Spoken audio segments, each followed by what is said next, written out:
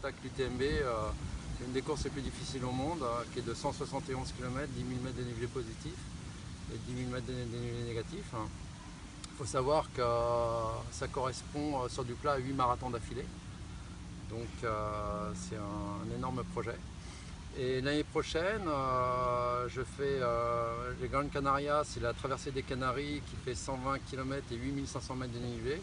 Et la Transpyrénéa qui est quelque chose d'assez exceptionnel, puisque c'est 860 km et 65 000 mètres de dénivelé positif. Là, je ne pourrais pas dire combien ça fait de marathon, je n'ai pas calculé.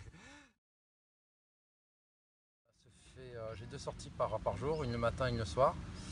Je travaille la vitesse, donc c'est beaucoup de fractionnés sur piste. Il faut savoir qu'un ultra trail, c'est des changements de vitesse tout le temps, puisque c'est une analyse du terrain, une analyse du parcours. Donc selon le terrain, on adapte sa foulée, on accélère, on décélère. Donc d'où les fractionnés. C'est aussi de la résistance.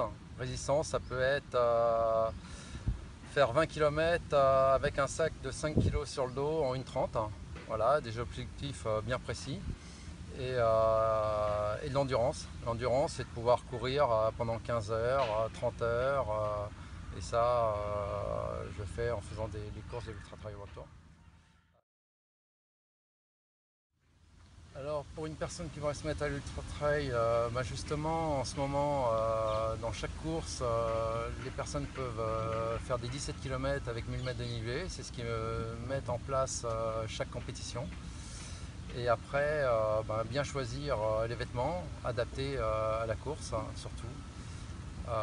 Choisir un bon podologue, parce qu'il faut savoir que les semelles c'est très important, aussi important que les chaussures. Ça permet de ne pas avoir de mal de dos, puisqu'on n'a pas un pied toujours pareil que l'autre, donc ça c'est très important.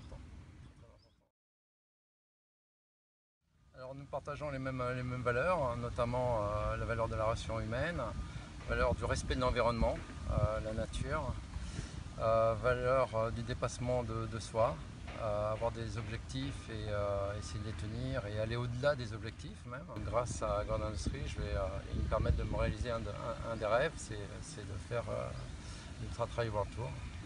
Donc merci encore. Gilles, parce que c'est un grand athlète, qui a commencé sur le tard en 2015.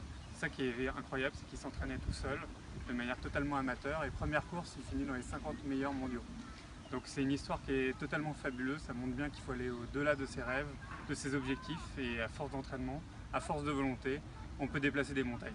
Donc voilà pourquoi on sponsorise Gilles, qui en plus pratique un sport qui est absolument incroyable, l'ultra trail, qui est au-delà même de ce qu'on peut imaginer mentalement. Et pour ça, on a beaucoup de respect pour tous ces athlètes qui vont au-delà d'eux-mêmes, qui vont dans les déserts courir, dans les montagnes courir au bout du monde, et qui donnent une image vraiment merveilleuse de la race humaine, de notre planète et de la performance sportive dans son ensemble.